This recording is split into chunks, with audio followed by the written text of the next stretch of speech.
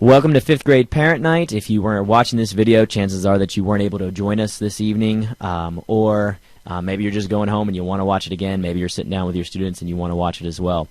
This slide right here represents all the things that were covered for the parent night. Ms. Sullivan welcomed and provided introductions. We had a description of our electives, and there were some performances as well. We talked a little bit about the transition to middle school developmentally, and then we went over how to register, which we'll go over again on this slideshow. All of these items will be seen by students during their 5th grade visits on Thursday. The first thing we talked about were our electives. Students take 2 electives at Canyon Ridge. All 6th graders must take a physical education class. What do we mean by that? Well, in the 6th grade, for boys, that means they're going to take 1 year of PE, or Lifetime Fitness, and the person in charge of that is Coach Simmons. For the girls, they can take 1 year of PE, or they can take a semester of PE and a semester of dance.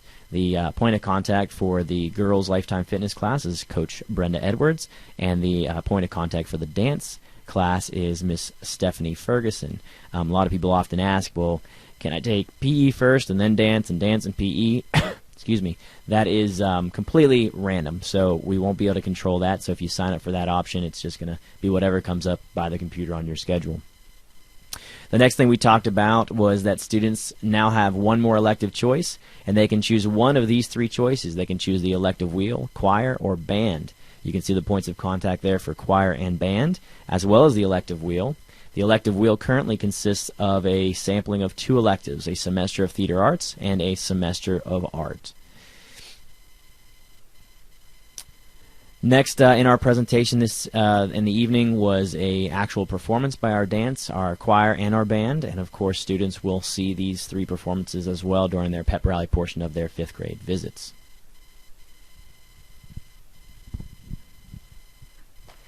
One of the big things that we like to cover with our incoming parents are the big differences between elementary and middle school, especially if this is your first time to have a middle school student.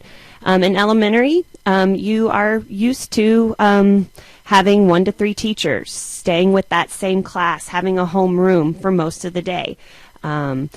This way the teachers get to know the students very closely. They might rotate just for specials or electives. They have 1 desk, 1 centralized location for their things.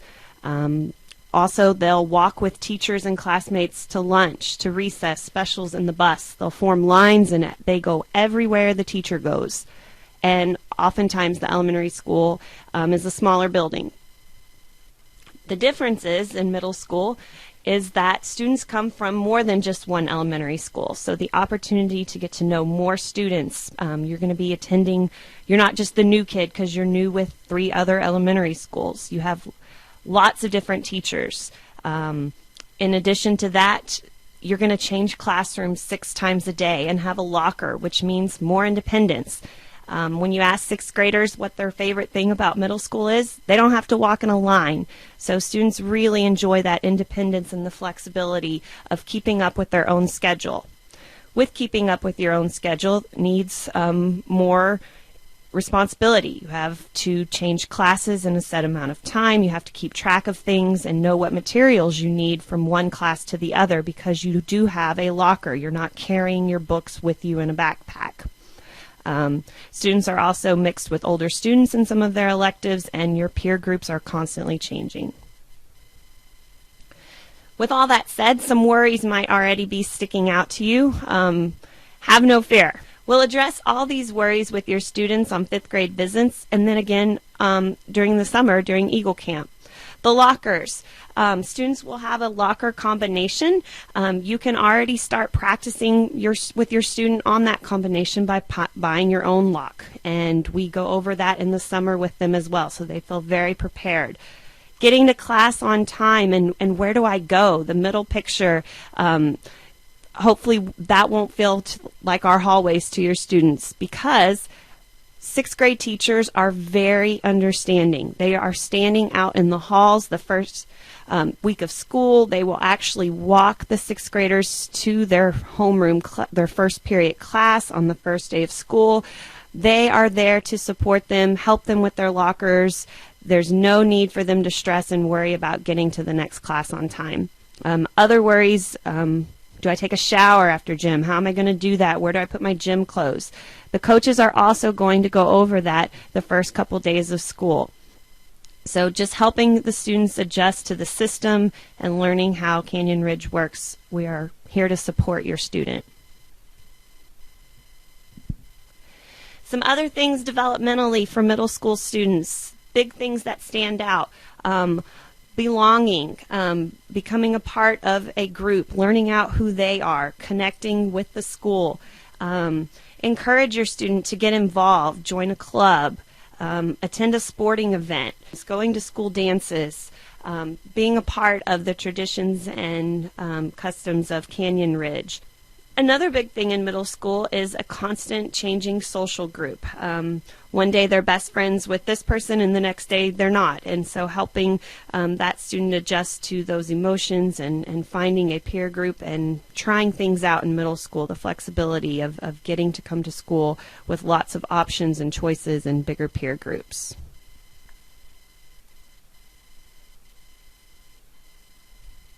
Middle school parents, hopefully this is your philosophy on life, and hopefully you're sitting there hearing this and still thinking this. And hopefully this is not your philosophy. If you're panicking and freaking out right now, we're going to walk through some examples and talk to you about some common pitfalls and what to do to avoid those. So we've talked a little bit about some common student concerns. Now some things that we see a lot of parents kind of walking into. First of all, as a parent, you want to make sure that you have a clear role as a parent. You want to make sure that you're there for the student, that you're not completely absent, and that you don't buy into the drama. Your kids are going to come home and give you versions and their perspectives, and you're going to listen to them, and your first reaction is going to be to want to jump in and save them because you love your child. And that might not always be the best move. Because we know that there are three different kinds of parents. We know that there's the helicopter parent that's going to hover over everything, and that child's not really going to be able to make their own choices without having a parent, which in sixth grade we kind of get. It's, your transition to sixth grade, but the goal is by the time a kid moves from middle school to high school that they don't need their parents there because they're going to be able to make responsible choices and be able to live with the outcome of those choices. We know that there's the drill sergeant parent that just tells the child what to do. Again, this isn't the best method because a child's never learned how to make their own choices without a parent telling them how to do it. And believe it or not, unless you're my mother wanting to be with me, you're not going to always be there for your kid. And so what we're looking to have is a consultant in your child's life.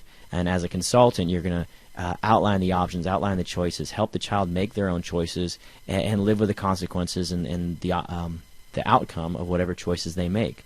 Oftentimes, we have many opportunities for you to be a consultant.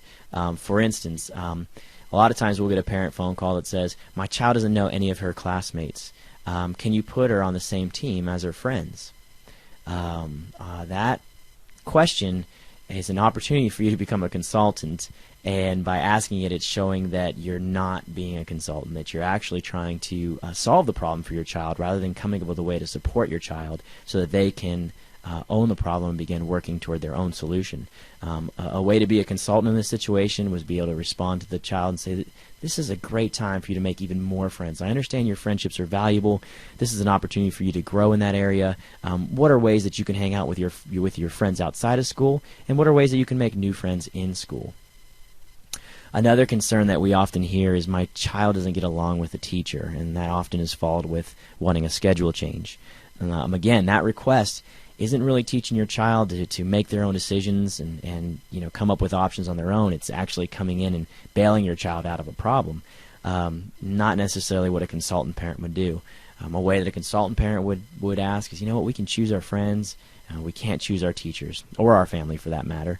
Let's come up with a plan to work through this with the teacher. And maybe it's the student, and the parent, and the teacher sitting down, coming up with a plan, working it out. Very, very rarely do schedule changes occur because a child doesn't get along with the teacher. I wouldn't say it doesn't happen at all, but it's definitely the exception to the rule, because what we want is our students to develop tools and mechanisms to where they might not get along with a person, but they can still have a working environment with them. Another concern is my child wants to get out of their year-long electives. Hey, I signed up for band, it's 6 weeks in, and they don't like it anymore, so we want to get out. Again, if this is a question you're calling our office, this is an opportunity for you to be a consultant, and the consultant would respond, hey, this is a great opportunity for your child to understand the value of their commitment. Next year, when choices come along, they don't have to choose band again, but they've made the choice. Let's have them live with whatever the outcome of that choice is for the actual full year. Another concern, my child isn't organized. How can I help? Helping your child by being that consultant, by establishing a routine at home, checking in with the student to help them develop those study habits, and to help support them in figuring out a system that works for them, embracing technology if they really are attached to their cell phone, and helping them come up with a system of putting things in their calendars and posting due dates on a home calendar, and setting this up early in the school year. And then that way the systems are in place, and then you can slowly back off later as that child becomes more independent and learning how to stay organized. We hear this question a lot. My child is struggling academically. Now what do I do? The teachers are a huge component in helping set goals, setting up a parent-teacher meeting to address some of the concerns that you're seeing, and helping the teacher become aware of what you're seeing at home versus what they're seeing in the class, and coming up with a plan together that involves the student stating what their concerns and biggest needs are for their class. So we hear about all these concerns. Another one that comes to mind, lockers, top locker and bottom lockers. If your child gets a bottom locker, helping them understand that, hey, let's see how we can make this work, instead of helping come up with, hey, let's see if we can get a different one. Helping them see the value of sharing and coming up with maybe a plan of a different time to visit the locker, and just helping them work through it. So basically, we want to make sure you guys know, if you're watching this video, that you're going to make it. Your child's going to make it too. You're not alone in this journey. And as the little picture to the right says, keep calm, put your feet up. We'll take care of your kid, and we'll learn together on how to be a consultant in their life, and how they can begin owning and taking responsibility for their education. The next phase of the presentation moves on to actually registering your child. When your students come over for 5th grade visits, they'll go through a pep rally. They'll have a student-teacher panel where the 5th graders will be able to ask questions. They'll eat lunch, and then finally they'll end up in their registration rooms. Don't worry, nothing that the students do in their registration rooms are permanent. We're just going to show them exactly what we're showing you tonight, how to get to the CRMS main page, how to choose guidance and counseling, how to click course catalog and transition, and then finally to choose the grade 5 to grade 6 registration. When you do that, you're going to see that there's going to be a copy of the course catalog, a copy of the choice sheet, which your student will be bringing home from 5th grade visits, online how-to videos for registering, how to fill out the choice sheet, and how to utilize the Texas MyZone registration site. So those videos will be shown to your 5th grade students at 5th grade visits. They will actually put pen to paper and put what they want on their choice sheet. They'll take a version of that choice sheet home. You will make any corrections you want. You will go onto the Texas MyZone website and actually register for their classes. And then the final step is that you will return that copy of your choice sheet to your student's elementary school teacher, and the elementary school will then ship it back over to us. So that whole process is all outlined on the choice sheet, which if you look further down on this website, you'll be able to see the choice sheet information as well as everything else listed in this slide. Looking ahead, we have Eagle Camp coming up on August the 14th.